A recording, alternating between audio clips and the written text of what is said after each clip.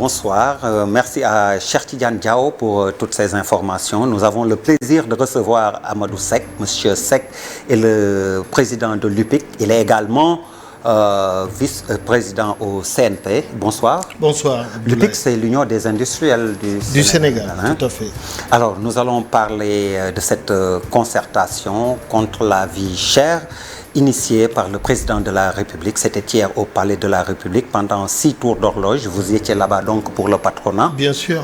Qu'est-ce que vous avez retenu de la rencontre? Mais ce qu'on a retenu, c'est que c'est une concertation très importante, inédite, parce que l'État a appelé tous les acteurs. En premier, les associations de consommateurs, ceux qui utilisent les produits, le patronat également dans toute sa diversité, et toutes les parties prenantes qui œuvrent pour le fonctionnement de la vie courante. Alors, vous pensez que ces concertations vont être inclusives?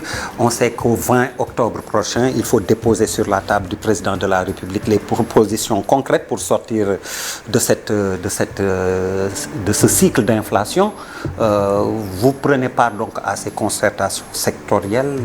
Quelles sont les propositions concrètes que vous allez porter, vos patronats?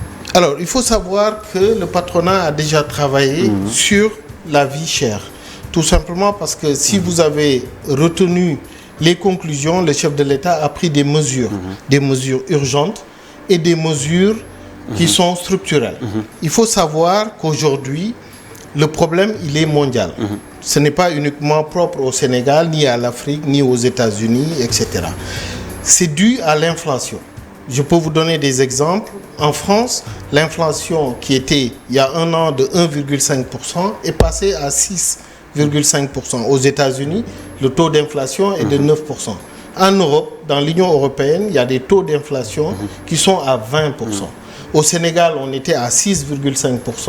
Aujourd'hui, on est à 11,3%. Pourquoi? Parce que l'État a pris les devants, le président de la République a pris des mesures qui ont permis aujourd'hui de stopper la hausse des matières premières. Et certains produits ont été homologués, tels que le riz, tels que la farine, l'huile, le pain, le ciment. Ce sont des produits de base. Et c'est la raison pour laquelle, hier, vous avez entendu les mesures, l'État a payé des subventions pour la farine de plus de 15 milliards. Le riz, l'État a payé plus de 3 milliards 200 aux rizeries pour permettre un peu de décanter. Et de, 15 milliards pour le pain. Pour la farine. Pour la farine, pour maintenir le prix du pain. Parce que le blé a beaucoup augmenté. Il ne faut pas oublier, en février, le cours du blé, à terme, était de 250 euros. Au mois de mai, on est passé à 450 euros. Au mois d'août, ça a baissé de 300 euros et c'est reparti à 350 euros. Donc l'incertitude demeure. On ne sait pas ce qui va se passer en 2023. Alors, on pose la question, comment vous allez faire pour aider à sortir de cette situation? Mais ça commence déjà par transformer ce que nous produisons. Comment vous expliquez-vous, patronat, la faiblesse de l'investissement dans le cadre de nos ressources, je veux parler plus précisément. Là, je suis obligé de jeter un coup d'œil parce que j'avais noté sur la production nationale, par exemple, le riz, arachide, coton, fruits, légumes, peau, cuir, etc.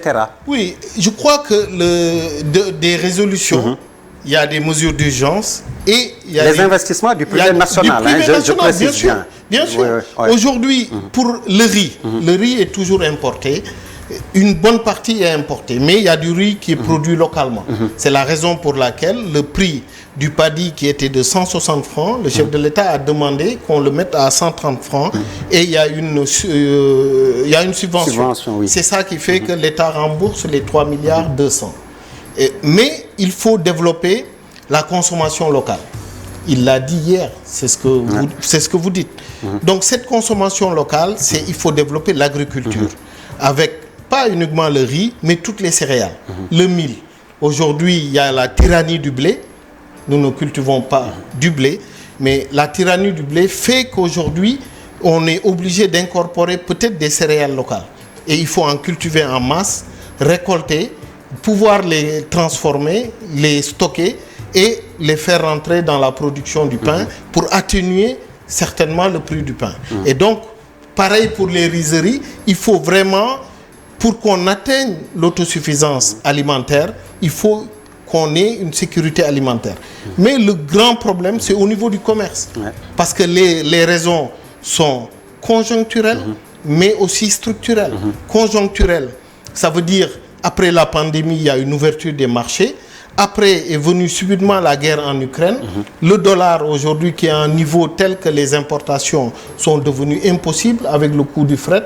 Et les raisons structurelles qui sont l'offre et la demande qui est perturbée au niveau mondial et également le coût de l'énergie. Il ne faut pas oublier qu'aujourd'hui... Oui, les combustibles et l'électricité, oui. Ça joue, ça plombe énormément les industries. Il faut savoir que l'État a fait des concessions de plus de 620 milliards, ce qui est énorme. L'État providentiel n'existe pas, mais il n'y a qu'au Sénégal aujourd'hui que l'inflation est maintenue. On a parlé du prix de la farine qui est plus cher dans les autres pays qu'au Sénégal. Le ciment qui est vendu au Sénégal à 73 000, un prix homologué, alors que dans la sous-région, elle monte à 100 000.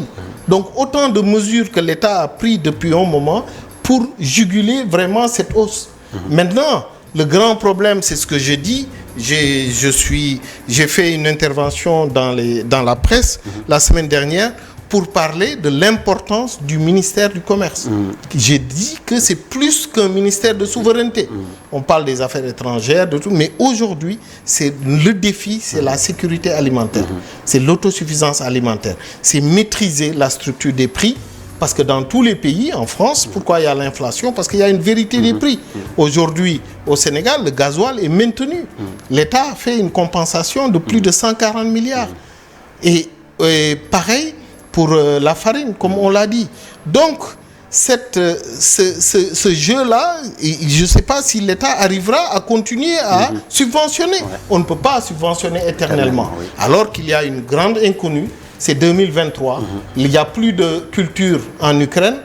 En Russie, il y a des réserves qui ont duré. C'est pour ça que le président Poutine, après la visite du président Sall, a ouvert un peu les vannes pour que certains bateaux y aillent, mais c'est dans leur intérêt.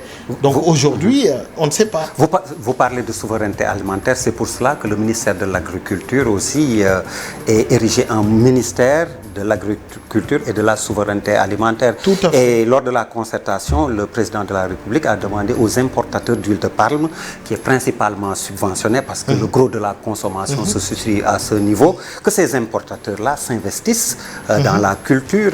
Tout à fait. Je crois que le président a dit qu'il a beaucoup plu, énormément plu, et l'effet de levier de cette pluviométrie permet d'avoir de l'huile de palme, où on a un rendement important. Exactement. Effectivement, il faut qu'aujourd'hui... Par rapport à l'arachide, où il faut 3,5 kg pour avoir un litre. Pour avoir un litre, alors que le kilo de l'arachide, on sait combien ça coûte. Donc du coup... Voilà. Je crois que nous, secteur privé, nous devons... Ça devient un produit pour Nanti. Pour Nanti, tout à fait. Pour le patronat. Non, pas totalement. Mais le secteur privé doit s'intéresser à l'agriculture. Le président l'a dit. Nous sommes d'accord, mais il faut absolument régler le problème du foncier.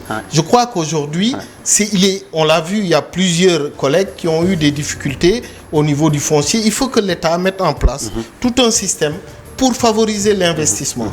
Le foncier, exactement. L'État a mis en place un projet important qui est les agropoles. C'est exploiter les richesses dans les terroirs. C'est-à-dire au sud, l'anacarde et la mangue, à l'ouest, etc. Et créer déjà, ça permet de fixer les jeunes, mais aussi de créer des industries de transformation. Mais tout ça, il y a une grande inconnue, je l'ai dit. Aujourd'hui, on ne peut pas savoir ce qui va se passer. Et les subventions il y a des mesures qui ont été prises. Et surtout, je le disais tout à l'heure, le ministère du Commerce et de la Consommation et des PME doit jouer un rôle extrêmement important parce que dans les mesures structurelles qui ont été prises, il faut que le président de la République a doté de 1000 jeunes au ministère du Commerce pour contrôler. Parce que les prix, on peut les homologuer, Et les grossistes ou les demi-grossistes, personne ne respecte les volontaires prix. de la consommation, Voilà. si je ne m'abuse. C'est ça qui pose un problème. Le ciment, c'est homologué à 73 000, mais il est vendu à 85 000. Oui, à voire Dakar, 90 000. 90 000. Donc, c'est une bonne solution de proposer 1000 jeunes qui vont renforcer le contrôle pour que les gens respectent. Je crois que c'est extrêmement important. Avec l'implication de relais communautaires également, comme les délégués, chefs de quartier, etc. Il faut une implication totale. Exactement. Tout à fait. Alors, un autre gros problème, comment le privé national a pu laisser le marché du détail, le commerce de détail, échapper aux nationaux? Je vais donner 2 exemples. Peut-être vous me direz que, sans être aussi sectaire, ou je ne sais même pas comment qualifier ce que je vais dire, le secteur de la distribution des fruits, oui, par exemple, ou alors les boutiques. Les boutiques que nous avons à chaque coin de rue. Oui. On voit que c'est tenu par des étrangers. Oui. Oui, comment se fait-il que les Sénégalais ont laissé aussi échapper ce secteur du commerce, de la distribution? Mais vous savez, la distribution depuis toujours, depuis toujours, le détail, le gros et le demi-gros, c'est souvent des étrangers. Il y a des Libanais qui sont des Sénégalais comme nous, qui sont dans le gros, et au niveau du détail, on a encore d'autres. Oui. Voilà, maintenant, on ne peut pas forcer les Sénégalais à... Dans tous les pays, les étrangers prennent un secteur qui est plus... Mais je crois que ça, ce n'est pas un problème. Il faut que ce soit organisé. Et c'est là où vraiment le ministère du Commerce doit jouer un rôle extrêmement important pour que l'État ne peut pas subventionner et que personne ne respecte les prix. Et le président l'a dit hier, il a parfaitement raison. Et si l'État fait des efforts et que les prix ne sont pas respectés au final, mais tout l'effort qu'a fait l'État, ça ne profite pas aux populations. Et aujourd'hui, c'est un gouvernement d'attaque, un gouvernement social qui va aujourd'hui rencontrer toutes les franges du secteur privé, discuter et trouver encore d'autres solutions pour maîtriser un peu cette inflation. Alors, à quand le regroupement du patronat pour l'implantation de grandes chaînes nationales de distribution? Oui, il y a des... Non, on a dans le patronat, on a de très gros importateurs. On a des producteurs. Aujourd'hui, effectivement, il y a certains qui sont dans la distribution. Mais il faut qu'il y ait un intérêt. Et je crois que nous avons échangé, je suis membre fondateur du CIS et nous avons des projets pour monter des structures de distribution. Moi, je suis dans l'industrie. Je suis de l'autre côté, au début de la chaîne. Je ne suis pas vraiment intéressé, mais certainement, il y aura des Sénégalais qui pourront... Exactement, vous pouvez inciter des Sénégalais à le faire, à prendre ce segment. Tout à fait, tout à fait. Et même, on peut y investir, mais ne pas être dans le management. Pourquoi pas? Prendre des parts. Bien sûr, tout à fait. Tout à fait. Monsieur Seck, je vous remercie. Déjà si vous voulez continuer, il n'y a pas... Si vous voulez jouer aux prolongations, pourquoi pas? Non, mais c'est bon, je tiens à vous remercier. Et tout simplement dire également qu'on est quand même un pays qui s'en sort. Il faut absolument que les Sénégalais sachent qu'il y a quand même des acquis. Nous voyageons, nous voyons, en France même, on parle d'économie, on parle de restrictions budgétaires, etc. Donc, c'est un fait qui concerne tout le monde. Maintenant, on est au creux de la vague, il faut espérer s'en sortir le plus tôt possible. Merci beaucoup, monsieur Seck. Merci à vous également, mesdames, messieurs, de nous avoir suivis. Excellente suite de programmes sur la TFM, la télévision Futur Média. Merci, bonsoir.